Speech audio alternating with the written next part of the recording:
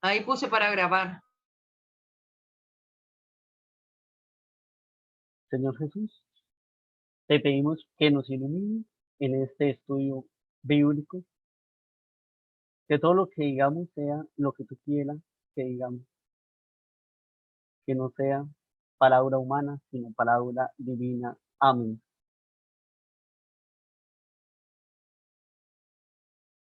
Génesis capítulo 6. Cuando la humanidad comenzó a multiplicarse sobre la faz de la tierra y le nacieron hijas, vieron los hijos de Dios que las hijas de los hombres eran atractivas y tomaron por mujeres las que prefirieron de entre todas ellas.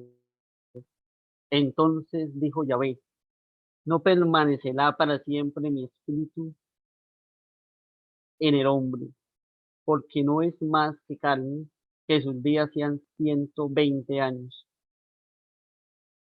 Los Nefilim aparecieron en la tierra por aquel entonces. También después, cuando los hijos de Dios se unieron a las hijas de los hombres y éstas les dieron hijos, estos fueron los héroes de la antigüedad, hombres famosos.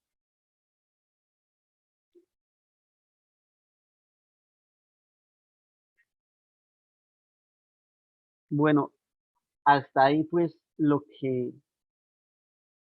dice la Biblia de Jerusalén es: la edad de Noé resulta extraña, porque en todos los casos anteriores la edad del patriarca estaba entre los 65, 15 y 21 y 187 años.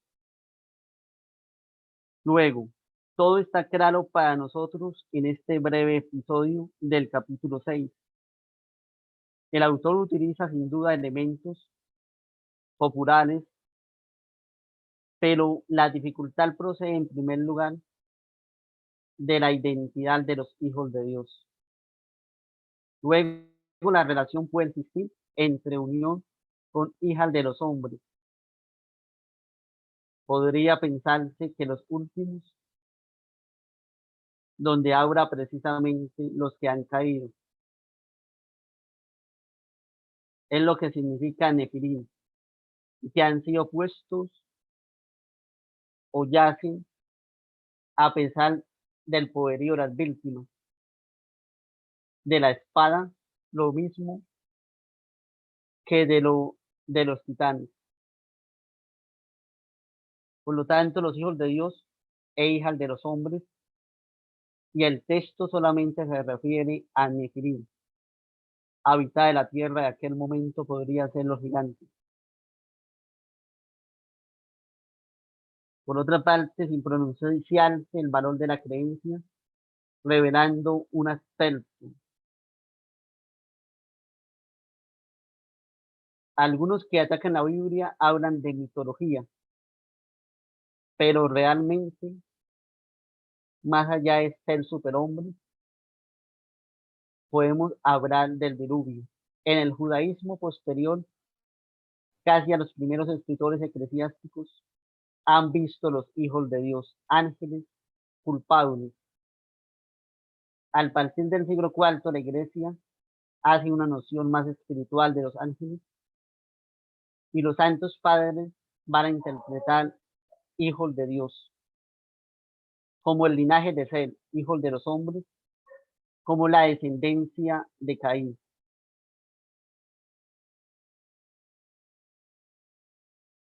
Bien, no sé si tengas que decir algo de este pedacito.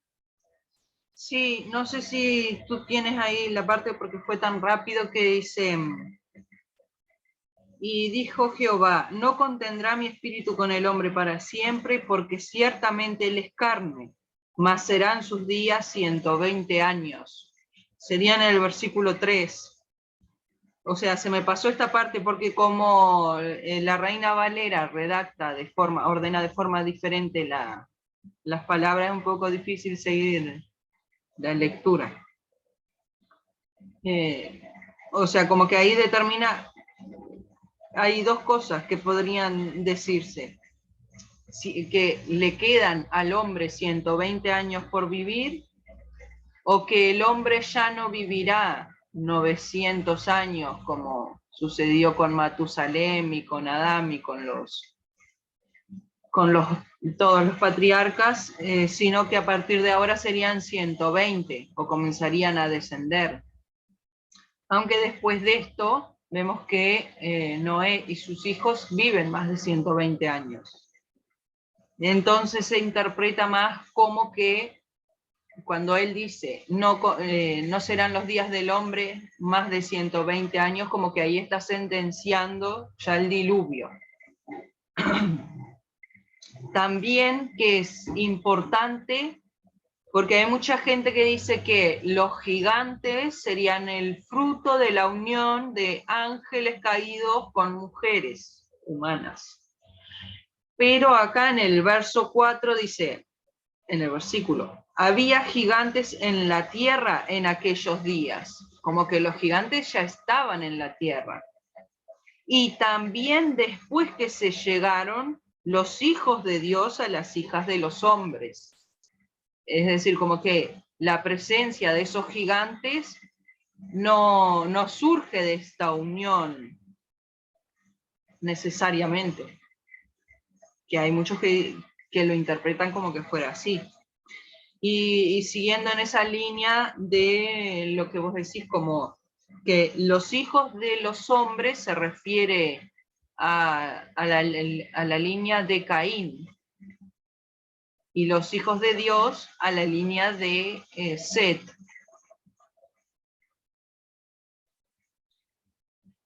No hay nada más. Muy bien. Por otra parte, indefinitivamente responsable, el significado del verbo, el desconocida. Solo hay un contexto, el sentido permanecer. En la parte del versículo 3, en la parte B, es decir, en la segunda parte, durante la máxima del, según el autor sagrado, Dios redujo entonces la vida humana. En ello hay que ver un castigo por su falta. En esto hay que apreciar lo siguiente, hay gente que dice que Dios no castiga. La Biblia es fuerte cuando dice que sí, Dios castiga.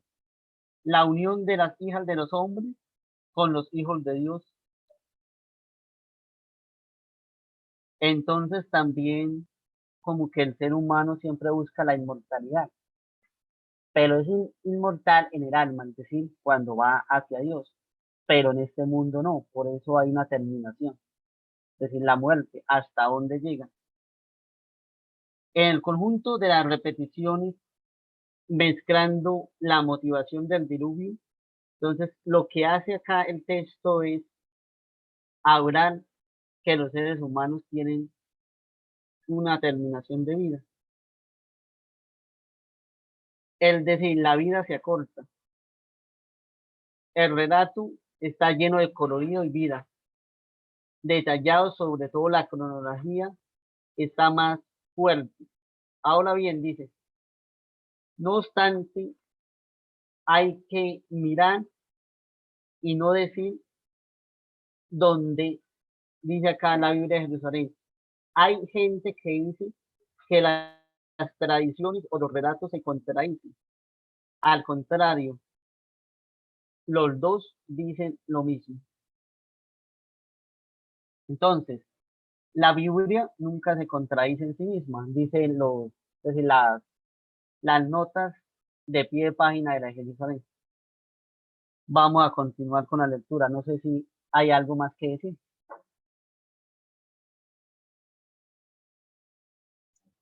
Que aquí, en el verso 4, la Reina Valera cita a Números 13:33. Y si vamos a ese versículo, es decir, como que los relaciona, en Números 13:33 dice, también vimos allí gigantes, hijos de Anac, raza de los gigantes, y éramos nosotros, a nuestro parecer, como langostas, y así les parecimos a ellos.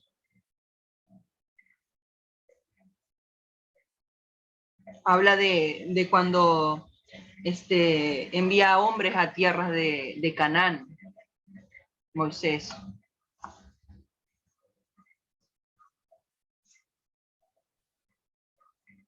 O sea que al parecer, antes del diluvio y después del diluvio, aún así había gigantes.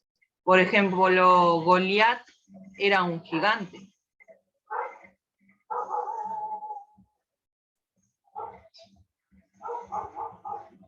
Muy bien. Continuamos la lectura. Vamos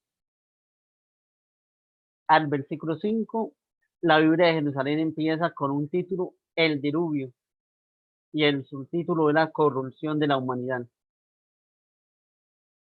Viendo Yahvé que la maldad del hombre cundía la tierra y que todos los proyectos de su mente eran puro mal de continuo, le pesó a Yahvé de haber creado al hombre en la tierra y se indignó en su corazón. Así pues, dijo Yahvé, voy a exterminar de sobre la faz del suelo al hombre que he creado desde el hombre hasta los paganos, los reptiles, hasta las aves del cielo, porque me pesa de haberlos hecho. Pero Noé halló gracia a los ojos de Yahvé. Ok, ya está. Esta parte es interesante. ¿Por qué? Porque ahí en el versículo 5 o verso 5 hay un conjunto de muchas repeticiones mezclando la motivación del diluvio. Ahora, los datos son, se supone, la duración más corta. De hecho, cuando se habla del relato, podemos entender que los redactores han intentado hacer desaparecer las diferencias para responsabilizar la fragmentación de tradiciones. Por ejemplo, quieren hacer diferentes tradiciones para decir que hay preparativos de la salida del arca que nunca hubieron. Por consiguiente, las narraciones han sido incluso conservadas por grandes principios, desde el principio hasta el final. Por otra parte, claramente contra los redactores del diluvio que dicen que es un mito, es una realidad, por lo que se han encontrado cuestiones que al parecer la ciencia ha dicho que son verdad. El diluvio presente en todas las culturas, todos los relatos de la antigua Mesopotamia, en especial semejanzas con el relato bíblico, dicen que existió. Esto independientemente a lo que muchos dicen. La epopeya de Gilgamesh habla también de esta tradición y de la enseñanza eterna sobre la justicia y la misericordia de Dios y la malicia del hombre y la salvación. Por lo tanto, el que diga que es un mito el diluvio no lo puede argumentar con la historia. Bueno, pero si hay gente que dice que el diluvio es un mito, una forma de escribir. La Biblia de Jerusalén dice que hay textos antiguos que también hablan del diluvio en diferentes culturas. Es decir, que el diluvio fue lo más probable, fue que fue solamente en una parte donde estaba la población, porque no se habían extendido en todo. Porque algunos dicen, ¿cómo es posible que el agua llega en tan poquito tiempo y acaba con tanto? No, porque no había tanta población como ahora. Y también las culturas antiguas, muchas culturas hablan de que hubo diluvio. Es decir, no solamente está el relato de la Biblia, sino hay otros textos que lo argumentan. Y tradiciones muy antiguas, para aquellos que dicen que el diluvio nunca existió. Bueno, los que se preguntan cómo es posible que el agua llegue tan pronto y acabe con tantos, nunca han visto una inundación, porque justamente el agua es así. Cuando hay inundaciones es porque llueve mucho, muy fuerte y muy rápido. Y otra cosa que a los detractores no, o sea, que Gilgamesh, en la epopeya de Gilgamesh o en cualquier otro escrito antiguo, donde sea que se relate un diluvio, para los no creyentes, eso no es prueba de que, si diferentes culturas relatan un diluvio, no es prueba del diluvio para el no creyente, sino más bien prueba de que eso es un mito inventado y que fue copiado de una cultura a otra, porque es lo que dicen de la Biblia actualmente, que el relato del diluvio es una copia de los relatos estos de los babilonios, Anunnakis y no sé cuántas cosas. Es como que para el que no cree no hay pruebas. Aunque existan pruebas científicas, todo termina en interpretación. Todo está del lado que vos lo veas. Y sí que importante es esto de que acá encontramos una justificación grande, ¿no? O sea, y también una pregunta, ¿qué esperamos de Dios? ¿Qué es lo que queremos? Porque le pedimos justicia y nos quejamos de que permite la maldad. Pero cuando destruye la maldad, nos quejamos de que destruyó la maldad y que limpió la tierra de todo mal.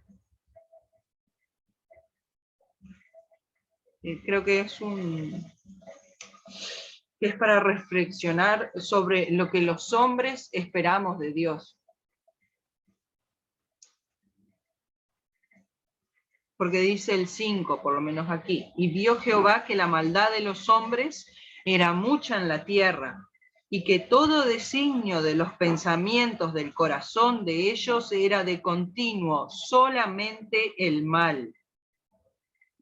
Y luego vemos esto que otros llaman antropomorfismo, y que supuestamente también es como una crítica a la palabra. Y se arrepintió Jehová de haber hecho al hombre en la tierra y le dolió en su corazón. Pero creo que el antropomorfismo mayor lo encontramos, es decir, en ser imagen y semejanza, ¿no? Él nos dice que nosotros somos su imagen y semejanza. Entonces, si en cierta forma pensamos que hay algo que tenemos de Dios en nosotros, es porque Él lo ha dicho. Si hay algo en lo que somos semejantes.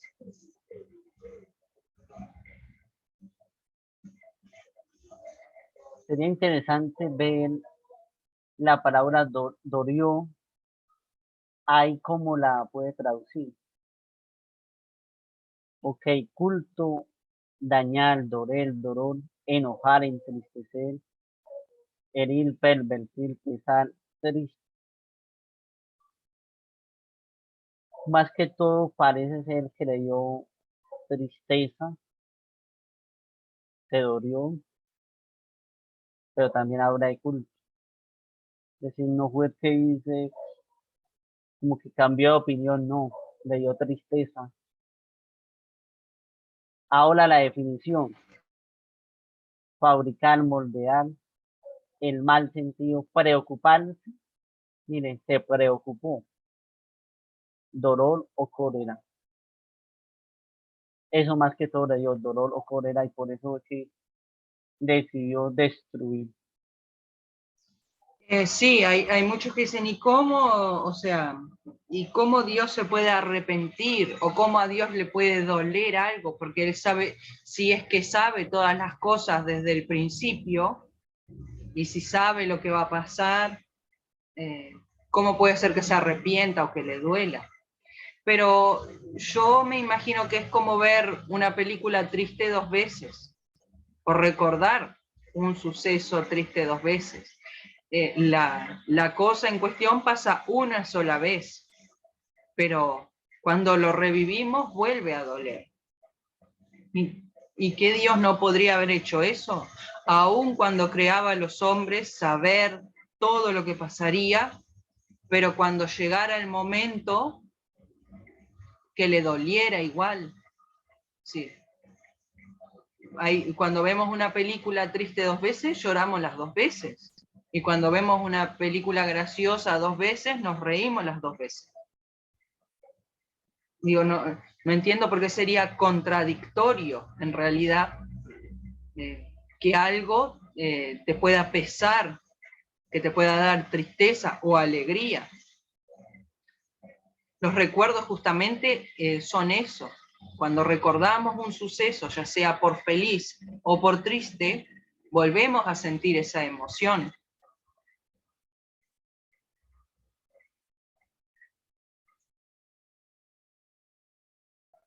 Exactamente. Hay otra parábola también importante que dice acá, así pues dijo Yahvé, voy a exterminar de sobre la faz de la tierra suero al hombre que he creado. Pasar al versículo 7 a ver qué nos dice e interlineal.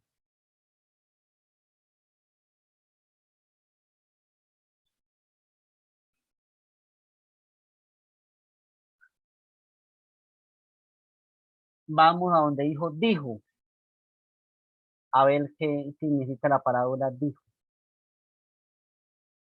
Pronunciación, amar, raíz, permanecer, afirmar, anunciar, aviso, canto, considerar, contestar, convocar, mandar, proclamar. O sea, ahí el verbo decir en dijo significa que ya estaba dando era una orden.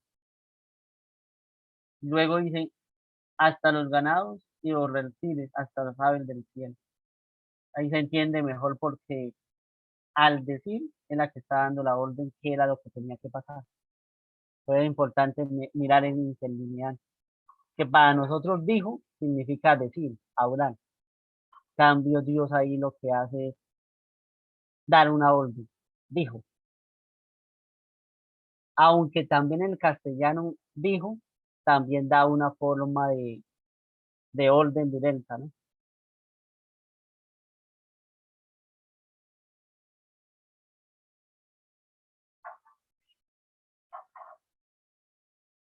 Aire, cielo, con sí, las estrellas, las nubes, sí, el saltamento. Iba precisamente por ahí. No sé qué más puedas decir de esa parte del texto.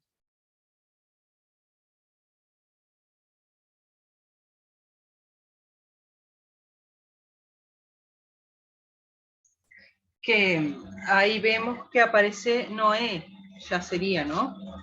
Pero Noé halló gracia ante los ojos de Jehová. Y se acuerda que cuando nació Noé, que es en el capítulo anterior, dice, y llamó su nombre Noé, diciendo, este nos aliviará de nuestras obras y del trabajo de nuestras manos, a causa de la tierra que Jehová maldijo. Eso sería en el 5:29. Y Noé significa consuelo o descanso. Es decir, como que Lamec estaba profetizando en parte lo que sería, porque con la inundación, al salvar a la familia en el arca, es decir, que en ese arca iba la humanidad entera, ¿no? En realidad se ve que no lo estaban disfrutando, porque dice, el descanso de nuestras obras y de nuestro trabajo. Nos aliviará de nuestras obras, como que esa maldad estaba en todo, bien como dice luego, en cada momento, en cada pensamiento, durante todo el día, todos los días, era de continuo el mal. Y cómo eso pesa en los corazones, ¿no?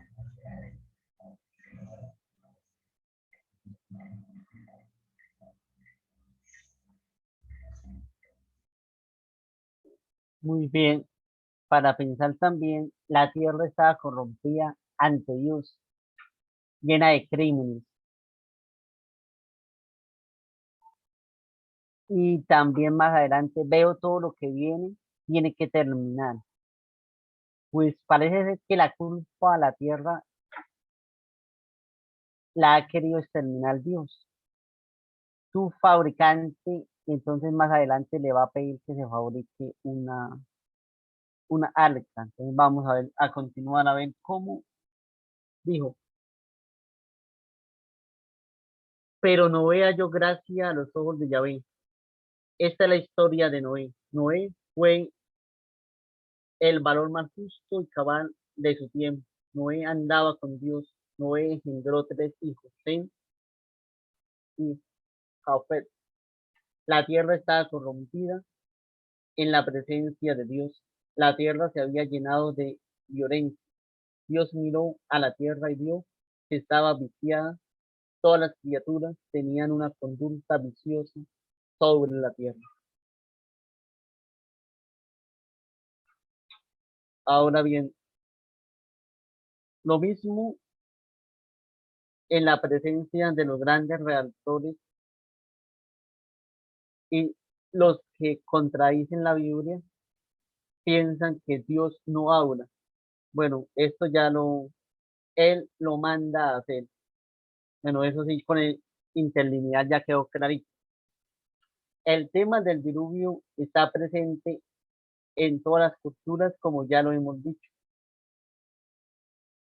pero el autor sagrado lo enseña sobre la justicia y la misericordia de Dios, sobre la malicia del hombre y la salvación concedida al justo. Es un juicio de Dios que prefigura el fin de los tiempos. Lo mismo que la salvación concedida a Noé, él figura de la salvación por las aguas del bautismo. Por lo tanto, esto a pesar de Dios expresa de una manera humana la existencia de su santidad. Dios no puede soportar el pecado, una interrupción demasiado literal, con mucha más frecuencia. El arrepentimiento de Dios significa el apaciguamiento de su cólera y la cancelación de su amenaza. También se puede encontrar en Jeremías.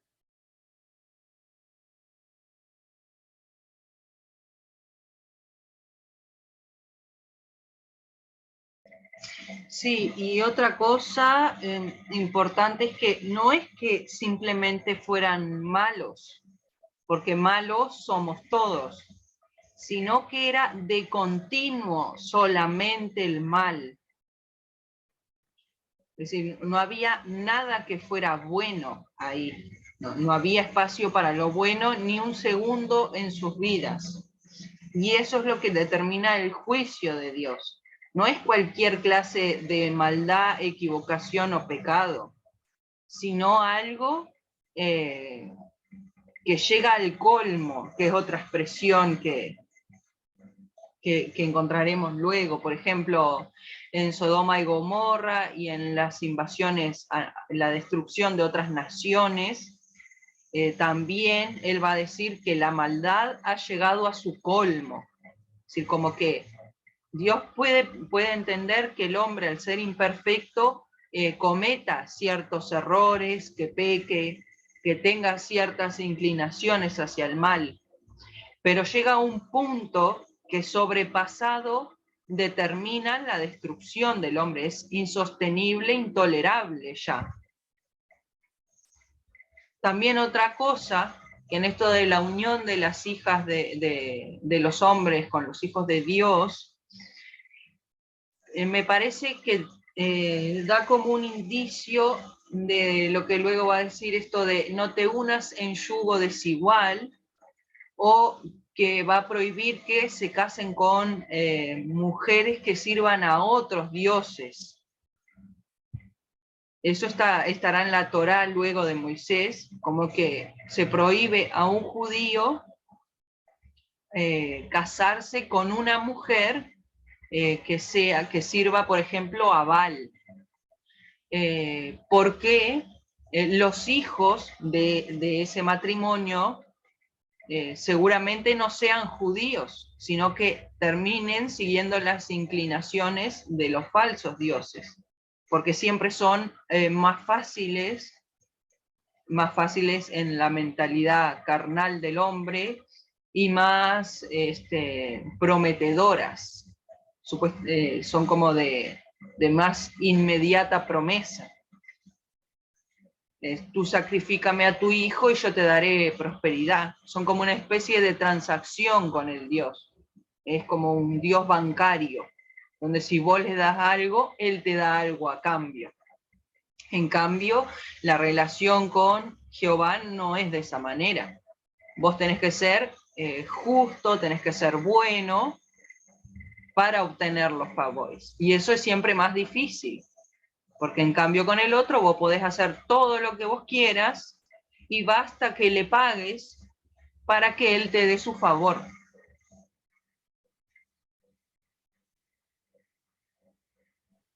Muy bien, mientras estaba pensando en algo que es la alianza con Noé. En las etapas de la revelación divina, sabemos que el orden parece cósmico, social, religioso, en la pluralidad de las naciones, el auro cósmico, es decir, total, por la destrucción. Está distinto porque acaba con el orgullo de la humanidad de una forma plural. Acaba también con el orgullo de una forma singular del hombre. Además, muestra lo que ya se ha hablado, es decir, la perversidad del ser humano. Y hace como la unidad de lo que somos, que en el fondo vamos hacia lo malo, porque pecamos, por causa del pecado. Y por otra parte, lo que ya habías apreciado, que era el politeísmo, por ejemplo, de Baal y otros dioses, sería la idolatría de las naciones. Y esta es la economía, es decir, el orden de la salvación, en el cual este pueblo o estos pueblos habían caído en, en muchos pecados, por decirlo de alguna manera, y han encendido en cólera a Dios. Pero con la alianza con Noé, Dios busca al hombre y le busca su bien. Por otra parte, el hombre es un pecador, pero cuando quiere y proclama a Dios, puede volver nuevamente a él. Por lo tanto, el israelita veía la justicia de Dios en el diluvio, pero la salvación con el pacto con Noé. Dios hace alianza con el hombre, con la persona, para santificarlo. Por otra parte está la bondad de Dios hacia la persona humana. La persona que a veces quiere vivir en el paganismo para iluminar a otros en el mismo paganismo. Utilizo la palabra iluminar de una forma despectiva acá, aunque la palabra iluminar sería para volver a los extraviados nuevamente al camino del Dios verdadero. La alianza para ayudar a servir con caridad a los hombres. Entonces está nuevamente el amor de Dios hacia el hombre. Y Noé hace el pacto con Noé y lógicamente con una familia para volver a crear todo nuevo nuevamente, volver nuevamente con toda la... Se habla de creación porque Dios siempre nos está creando. Pero da la casualidad que Dios castiga, porque otra cosa que se está diciendo en diferentes partes teólogos es que Dios no castiga, que solamente está la misericordia. Yo llamo la misericordia, porque no vemos que hay pecado y no, seguimos pecando y Dios es bondadoso y bueno. Ese era otro problema de la teología actual. Entonces, este texto nos castiga. Y que Dios es el mismo del Antiguo Testamento es el mismo del Nuevo Testamento, porque algunos dicen "Oh, que Dios cambió". Pues si Dios cambió, entonces Dios no es ese Dios. ¿Cómo es posible que Dios cambie? No, lo que hace Dios es piensa lo mismo y nunca cambia. Tomás de Aquino decía que Dios no puede cambiar. Dios es el mismo, tanto del Nuevo como del Antiguo Testamento. Eso era lo que estaba meditando mientras veía este texto, que el Génesis es la respuesta a las herejías bíblicas que muchos dicen en la actualidad. Por eso han tomado el Génesis para contradecir la misma Biblia. Y el Génesis es el libro que abre la apertura a Dios con los hombres. Primero está Dios y después está el hombre. No al contrario, primero el hombre y después Dios. Y esto mismo que relata Génesis, lo vemos en las culturas antiguas, en estas culturas que no creían en el Dios verdadero, sino que eran politeístas. ¿Cómo se organizaban y qué clase de rituales llevaban a cabo? Si eso no es malo, por ejemplo, el sacrificio de humanos era muy extendido en todas esas culturas.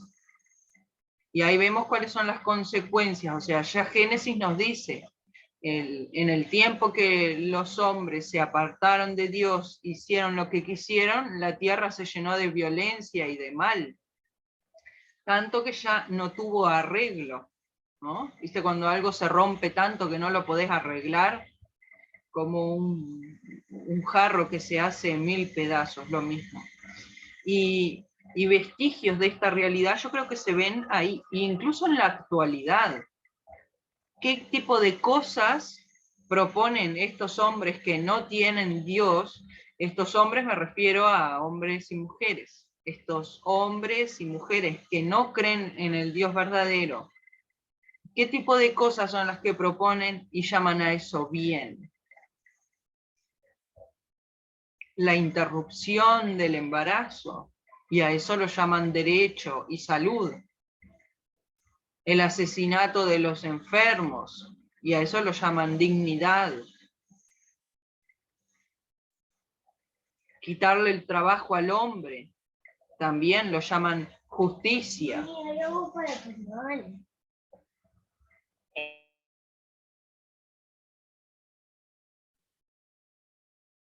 Exactamente.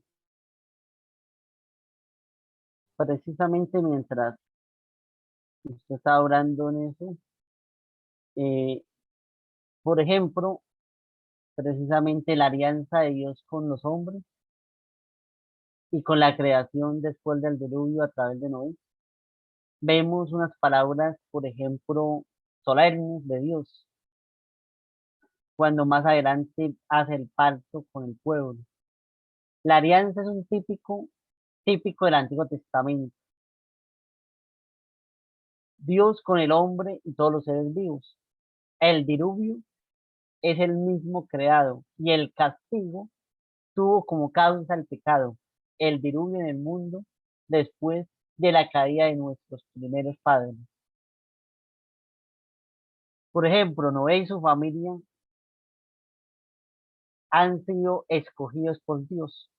La alianza tuvo el signo tangible de Dios. Por otra parte, el mundo y el hombre, que también es imagen de la alianza. La creación habla de esta alianza. Por ejemplo, toda la escritura es una alianza. Pero si uno va al Evangelio, el pan vive en el hombre, sino toda la palabra que sale de la boca de Dios. Jesús dijo, no solo de pan vive el hombre, sino de toda palabra que sale de la boca de Dios. La respuesta de Cristo a Satanás también hace como una forma de la caída, pero en Noé, Noé es el único justo. Los otros serían los que han caído. Por lo tanto, uno ve que Noé es el signo de otra alianza con el hombre, pero Dios ve en Noé alguien bueno para salvar la humanidad. Porque si Dios no fuera justo, fuera acabado con todos. Y creo que es el amor que tiene Dios por la humanidad. Que Noé, también dicen los padres de la iglesia, representa a Jesucristo. Y que era lo que estaba diciendo. No, eso nada más, que creo que el Génesis relata de forma concreta, concisa y muy clara lo que pasa en el mundo cuando los hombres se olvidan de Dios. Muy bien. Dice, preparativos para el diluvio. Pues fue el Dios a Noé, he decidido acabar con todo ser viviente, porque la tierra está llena de violencia por culpa de ellos. Por eso he decidido exterminarlos de la tierra.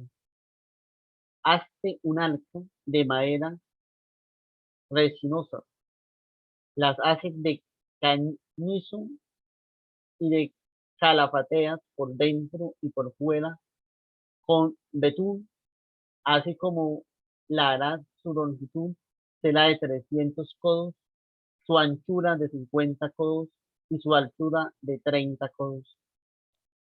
Harás del arca una cubierta y a un codo la rematarás por encima. Podrás la puerta del arca en su costado y harás un primer piso, un segundo y un tercero. Por mi parte, voy a traer el diluvio, las aguas sobre la tierra para exterminar todo viviente que tiene hálito de vida. Bajo el cielo, todo cuanto existe en la tierra perecerá, pero contigo estableceré mi alianza. Entrarás en el arca junto con tu hijo, la mujer y las mujeres de tus hijos. Meterás en el arca una pareja de cada ser viviente para que sobrevivan contigo. Serán macho y hembra.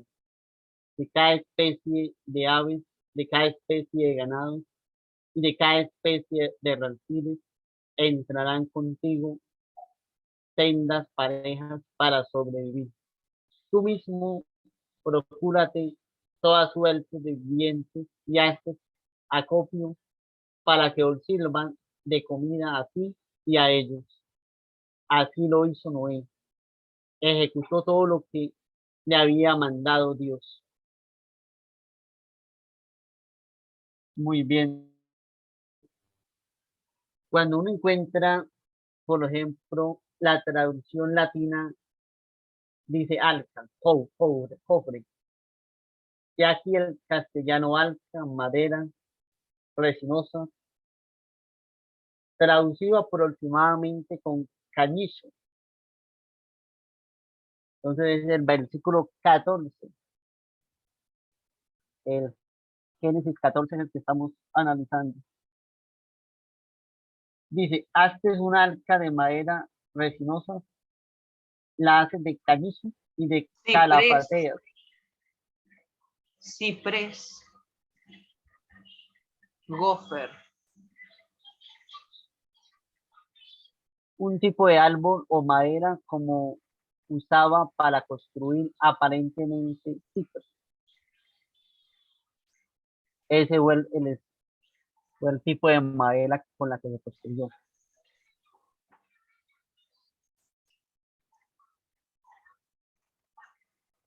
Se hace de cañizo, la haces de cañizo. ¿Qué significa la palabra cañizo? o ahí cómo está.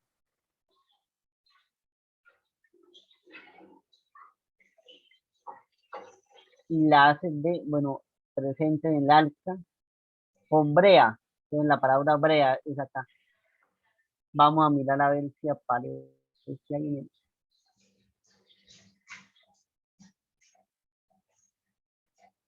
no sé si hay si para mirar la palabra brea, a ver si en interlineal, a ver cómo aparece. Cubierta, betún como usado para pintar. Bueno, aldea, brea, cohecho, precio, redención, rescate. Bueno, eso es como lo que se usa para que no se meta el agua. ¿Y por Así de qué sencillo. redención? Porque, ¿ves? Estas cosas me matan. Redención. Rescate. Ahí sí me, como que a uno lo saca esa expresión. Redención sí lo saca usted, porque es una cuestión totalmente diferente, ¿no? A un betún que sirve supuestamente para pintar. Sí. Dice, y las calafatearás con redención por dentro y por fuera. No sé. Capaz que habría que ver exactamente qué significa redención. Redimir. Es como pagar el precio por otro, ¿no? Sí, pero ahí creo que aldea, brea, precio, redención, rescate. Dice betún usado para pintar. O sea, ahí cuando uno dice es usado para pintar, pero la misma Biblia busca otra cuestión.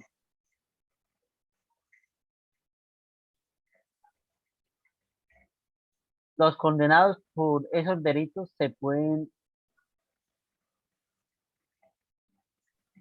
de pronto para que se salve, para que no se meta el agua y se salve, pero esa palabra en sí lo saca usted de contexto.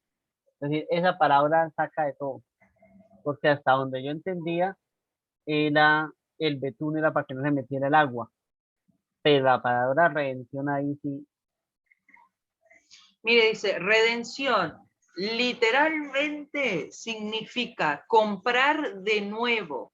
Se aplica el pago para obtener la libertad de un esclavo o cautivo, o bien para volver a adquirir o recomprar algo que se había vendido, empeñado o hipotecado.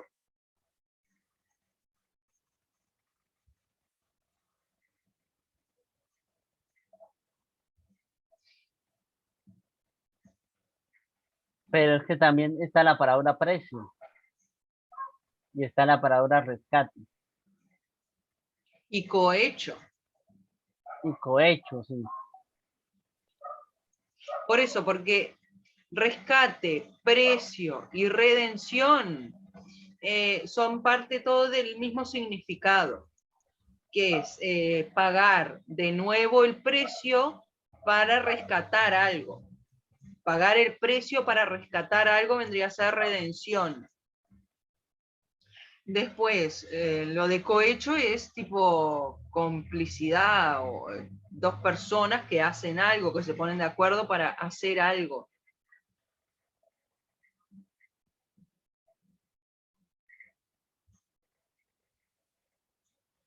Y lo de aldea y esto sí es lo que yo digo. Entonces da la casualidad que sí, pero también es un lugar. Aldea significa un lugar, que los pueblos tenían un lugar.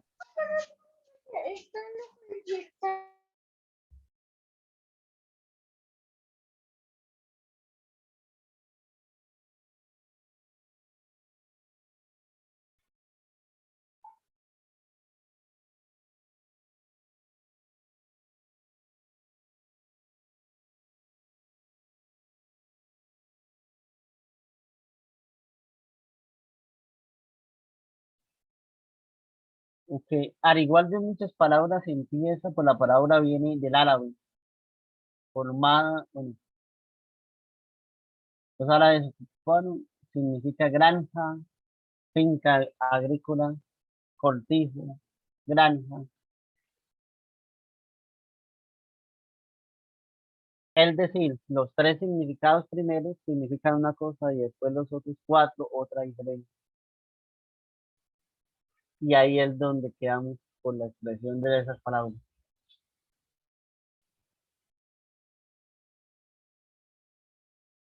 Sí, un poco pobre la cuestión esta, la etimología.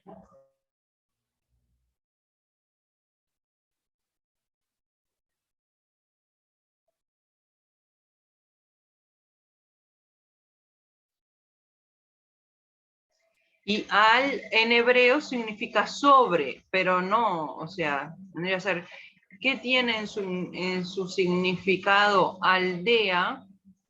Que se la puede comparar con brea, capaz que si buscamos brea.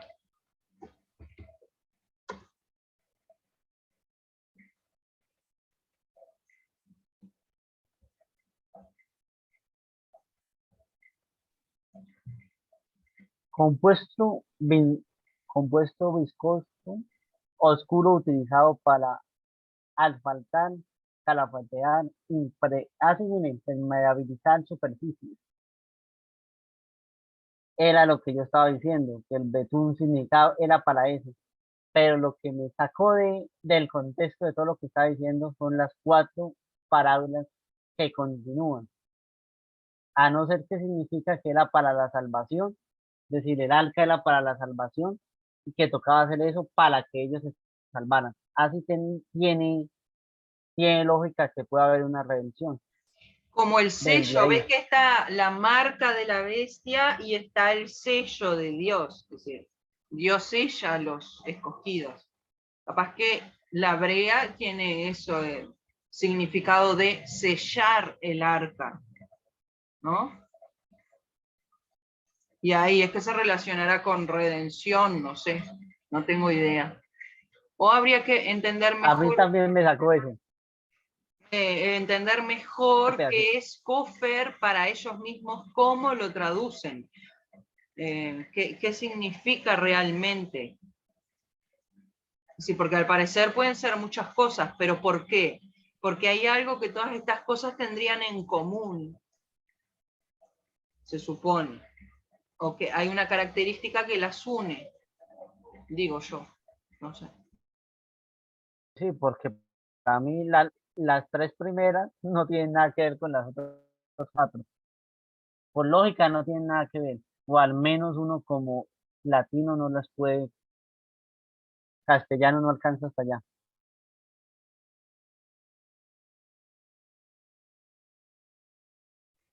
Bueno, Exactamente. Diego, Vamos, terminamos el 6, ¿ya o no?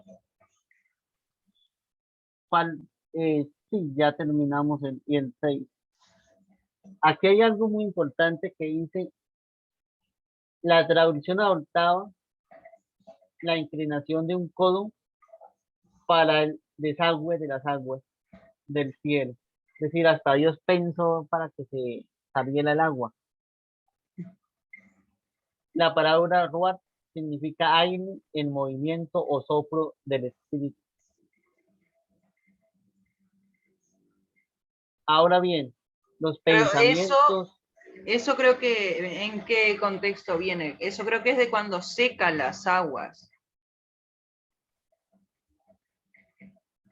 de la faz de la tierra, después del diluvio, que todavía no llegamos a esa parte. Faltan 100 años todavía. exactamente, sí, fue que lo estaba leyendo un poquito más adelante. Entonces, a leer otra cosita por acá. Allá, ya me encontré. Voy, voy a enviar un diluvio a la tierra, pero hago un pacto contigo. Está hablando a Noé. Entra en el arca con tu mujer, tus hijos y sus mujeres y toma una pareja de cada viviente, es decir, macho y hembra. Pájaros por especies, reptiles por especies. La gran enseñanza, el mal se extiende como un fuego que lo quema todo. Dios, harto de tanta infidelidad, castiga a su pueblo con un diluvio, pero siempre Dios encuentra un motivo para que todo siga adelante. Dios castiga a los malos.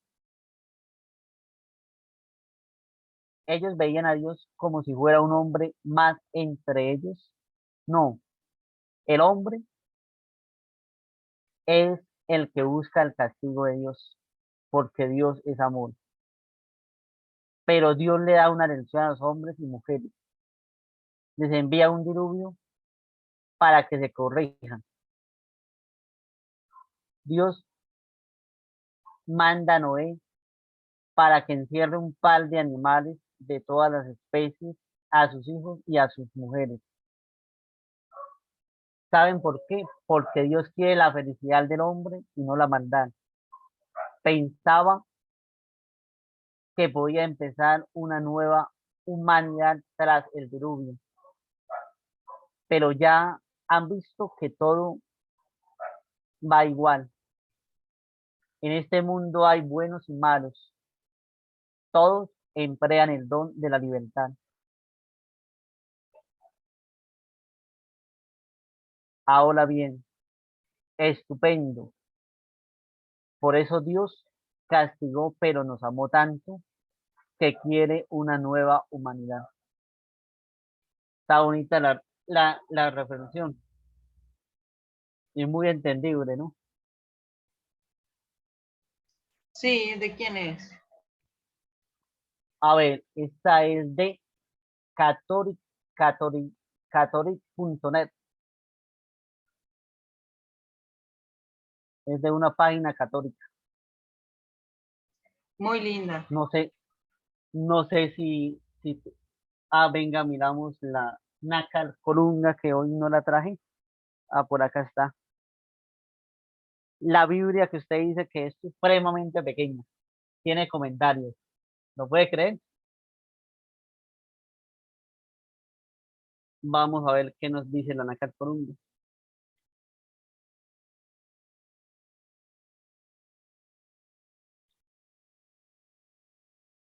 El autor parece que se hace eco sobre la existencia de algunos gigantes,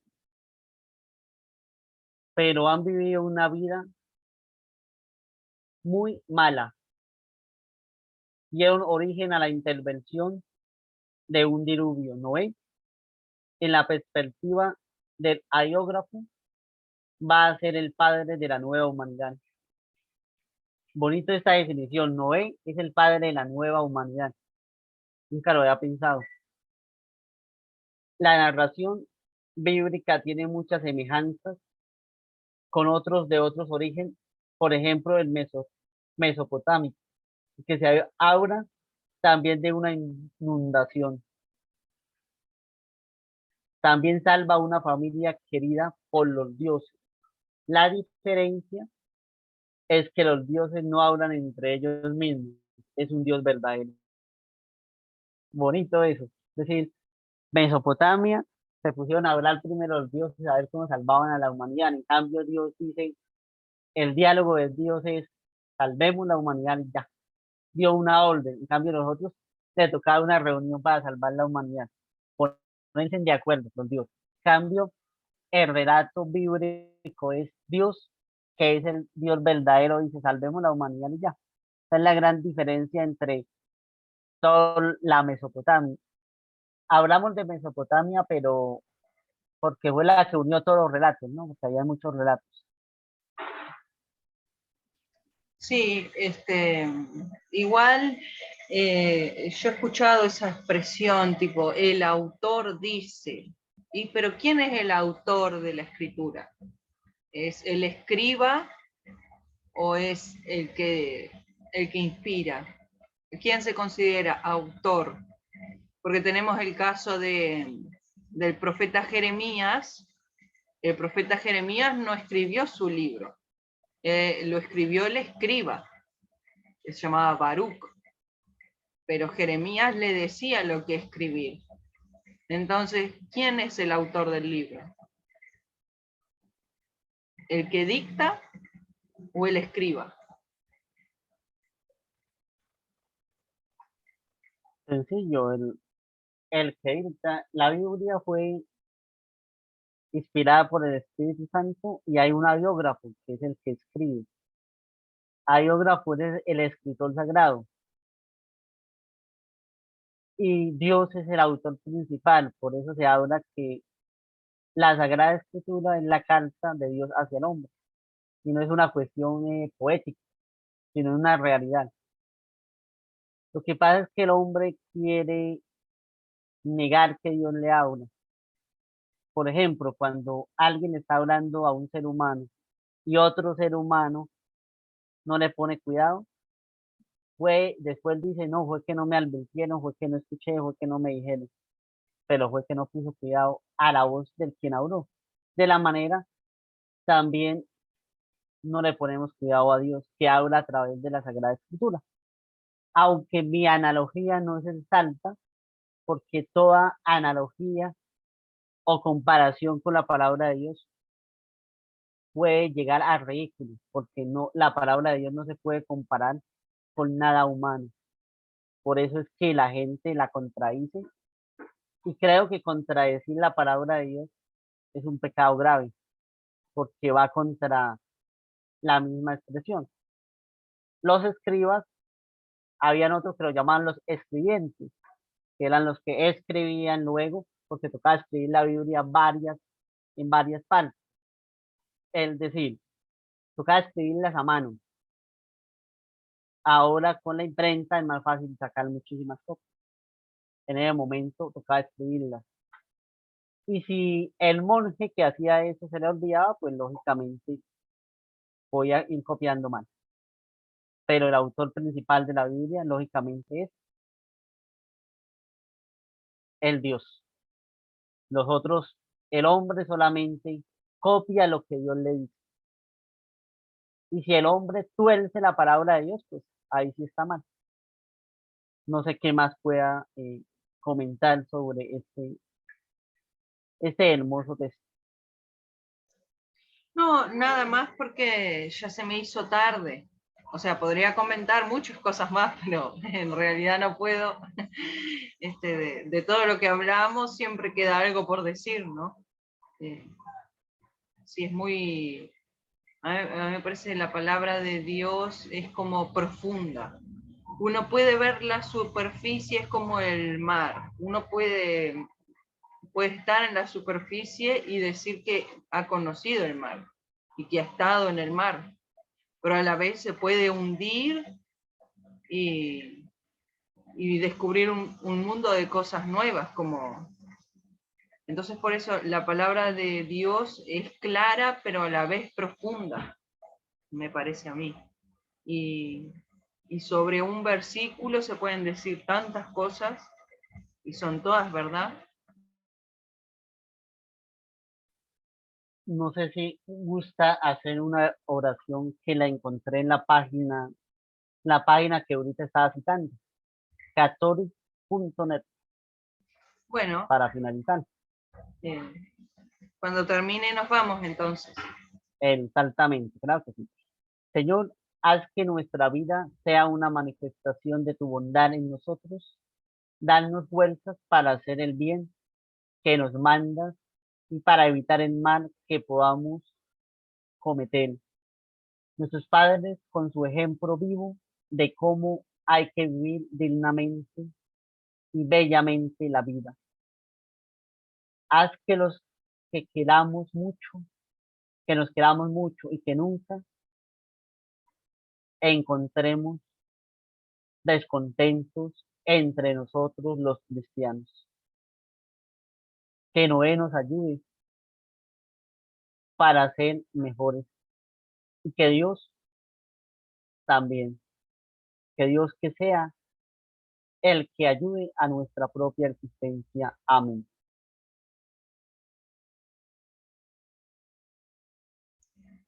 Muchas gracias, Diego. Bueno, quedamos para el próximo sábado. Claro que sí. Muchísimas gracias a ti. Bendiciones. Chao, chao. Siempre.